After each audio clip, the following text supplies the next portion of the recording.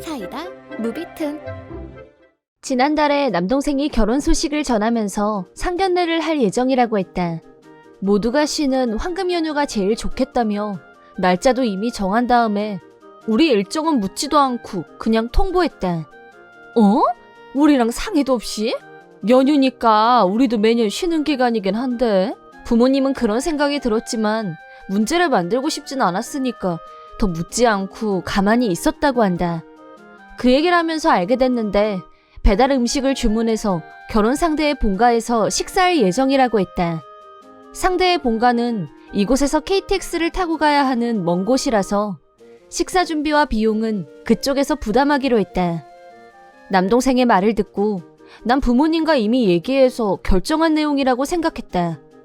그런데 내 일은 연휴에도 쉬지 않는 업계여서 회사의 사정을 설명하고 반차를 썼다. 그런 사정을 다 알고 있는 남동생은 나에게 무리하게 해서 미안하다고 사과했다. 상견례 당일 일을 마무리 짓고 바로 KTX에 탔다. 그리고 목적지의 역에서 부모님과 합류해서 약혼녀의 집으로 향했다. 그리고 집 밖에서 남동생과 함께 기다리고 있던 약혼녀에게 먼저 인사를 건넸더니 나를 보자마자 뭐야? 무슨 누나까지 왔어? 초대도 안 했는데? 이런 반응을 보여서 경악했다. 일부러 반차까지 내면서 KTX를 타고 왔는데 오자마자 그런 말을 듣게 될 줄은 몰랐다. 동생은 약혼녀가 한 말을 듣고 화를 내며 무슨 말이 그래? 우리 누나가 일부러 휴가까지 내고 와줬잖아. 라고 말했다. 알게 뭐야. 우리 부모님만 오시는 줄 알았는데 왜 자기 마음대로 오냐고. 네가 오라고 한 거 아니지? 상대의 부모님은 당신들의 딸이 하는 말을 듣고 곤란한 기색이다. 그런 반응을 보고 든 생각은 아마 내가 바쁘니까 못 올 거란 얘기를 들은 것 같았다. 동생과 약혼녀는 말다툼을 하기 시작했고 그쪽 부모님도 이게 무슨 일이냐며 어리둥절해했다. 오자마자 숨 돌릴 틈도 없이 카오스가 펼쳐졌다. 이건 나중에 들은 변명인데 약혼녀에게는 언니가 하나 있는데 사이가 굉장히 안 좋다고 한다. 너와 동생은 비교적 사이가 좋은 남매다. 어렸을 때 맞벌이를 하는 부모님 대신 내가 남동생을 돌보곤 했다. 그래서 어른이 된 지금도 1년에 몇 번씩 같이 밥도 먹고 쇼핑도 하러 가곤 한다.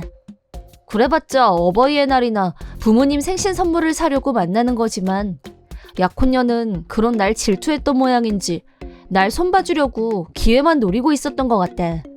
아무리 누나라지만 남동생이 여자한테 다정하게 대하는 거나 사이좋게 지내는 게 싫었던 거겠지.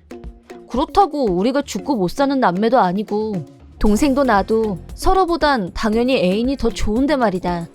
하지만 동생은 이번에 자기 누나가 출근해야 하는데도 급하게 일부러 반차까지 쓰고 왔는데 처음부터 대뜸 그런 말을 하는 비상식적인 모습에 화가 난 거였다. 그런 상황이었지만 이미 온 사람을 내칠 수는 없으니까 집 안으로 들여보내주긴 했다. 물론 음식은 1인분 부족했다.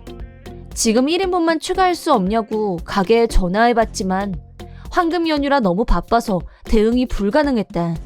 게다가 막상 자리에 앉으려고 보니까 의자도 부족해서 우리 가족은 다들 당황스러워했다. 나도 기분이 안 좋은 상태였기 때문에 일단 서 있을 테니까 식사들 하시라고 했더니 남동생이 일부러 여기까지 와줬는데 그럴 순 없다며 자기가 서 있겠다고 했다. 그 모습을 보고 열받았는지 뭐야? 지금 불쌍한 척하면서 동생한테 우쭈쭈 받고 싶은 거야? 진짜 불쌍한 사람이네. 딱히 그럴 생각은 아니었는데요. 그보다 그쪽이 착각하는 바람에 자리가 하나 부족한 것 같아서 당사자가 아닌 내가 서 있으려고 했던 거예요. 그쪽한테 와달라고 한 적 없거든요? 지금이라도 집에 가든가. 당신은 여기 있을 필요도 없으니까. 라고 하더니 갑자기 약혼녀가 나에게 컵에 든 물을 힘껏 끼얹었지만 흠뻑 젖은 건 내 앞을 막아선 동생이었다. 누나를 왜 감싸는 거야? 자기가 서 있겠다는데 그냥 서 있게 두면 되잖아. 이제 우리 결혼식 얘기할 건데 저 여자는 아무 상관없잖아. 이제 가라고 해. 그 말을 듣고 남동생은 물론이고 없는 시간을 쪼개서 온 딸이 이런 수모를 당하고 있으니 우리 부모님도 폭발하기 직전이었다. 약혼녀의 부모는 서로 네가 제대로 확인을 안 해서 일이 이렇게 된 거라며 계속 부부싸움을 하고 있었고 남동생이 이런 상황에선 더 이상 얘기할 수 없다고 했다. 그래서 우리 가족은 더 따지지 않고 자리를 떴다. 물론 남동생도 같이 나오려고 하는데 약혼녀는 동생한테 매달리며 왜 너까지 가려고 해? 저 여자만 가면 되잖아. 지금부터 중요한 얘기해야 되는데 애원했지만 동생은 더럽다는 듯한 눈빛으로 약혼녀를 뿌리치고 나왔다. KTX 안에선 다들 침묵했지만 집에 돌아오자 갑자기 남동생은 대역죄인 모드에 들어갔다. 부모님은 결혼을 다시 생각해보라며 설득했다.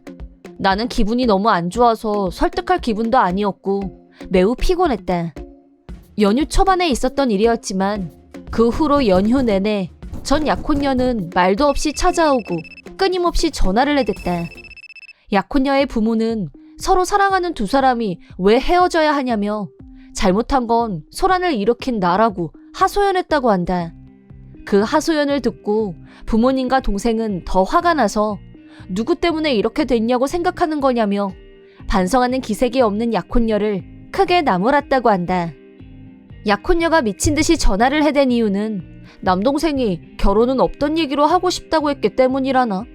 나에겐 부재중 음성 메시지로 내가 오는 바람에 일을 다 망쳤으니까 책임지고 위자료를 물어내라는 등 의미를 알 수 없는 소리를 하길래 그대로 동생한테 들려줬더니 바로 전 약혼녀에게 전화해서 불같이 화를 냈다.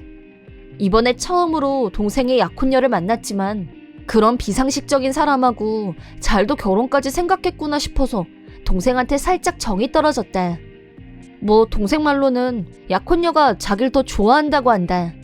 그러니까 아무리 누나라도 동생하고 친한 사람은 손절해야 한다는 생각까지 하게 됐겠지. 약혼녀는 어떻게든 동생의 마음을 되돌리고 싶었는지 본가 현관 앞에서 통곡을 하고 소란을 피우다가 민폐 행위로 경찰서로 연행되는 등 부모님도 동생도 인생 최악의 연휴를 보냈다고 한다. 남동생은 일단 그날 식사 자리에서 자기 가족인 나에게 폭언을 퍼부었을 때 이미 결혼을 다시 생각하고 싶어졌다고 한다. 그래도 용서해주자는 마음이었지만 나에게 물을 끼얹었을 땐 진짜 안 되겠다는 생각이 들었다고 한다. 난 그곳에서 돌아온 뒤 출근하고 야근하느라 그 꼴을 못 봤으니 어떤 의미에서는 다행이었지만 발에 달린 남동생의 눈을 생각하면 한숨이 나왔다. 하나뿐인 동생이 결혼한다고 했을 땐 기뻤지만 그 뒤로는 사과하는 모습만 봤다. 어쨌든 결국 동생의 결혼은 없던 일이 됐다. 내가 모르는 사이에 동생이 혼자 그쪽 부모를 찾아가서 이번 결혼 얘기는 없던 걸로 해달라며 부탁하고 왔다고 한다. 그리고 아직 식장 같은 건 정하지도 않은 단계였지만 우리를 거기까지 불러놓고는 비상식적인 태도로 대하고 폭탄 전화에 집에 찾아오기까지 했으니 그런 언행에 대한 위자료를 받아냈다고 한다. 나중에 동생이 미안하다고 사과하면서 그 돈으로 내가 계속 갖고 싶어하던 명품백을 선물해 주었다. 전 약혼녀의 부모는 다 네 탓이라며 약혼녀를 호되게 야단치고 식사 자리에 썼던 비용도 전부 물어내라고 했다고 한다. 돈이 부족했는지 하던 일에 더해서 투잡까지 뛰며 새벽부터 밤까지 일하고 있던 모양이던데 자업자득이지 뭐. 그래도 결혼까지 가지 않은 건 정말 다행이다. 이번에 우연히 내가 식사 자리에 갔으니까 너무 늦기 전에 알게 됐지만 결혼한 다음에 알게 됐으면 더 심각한 문제가 생겼을 거라고 생각한다.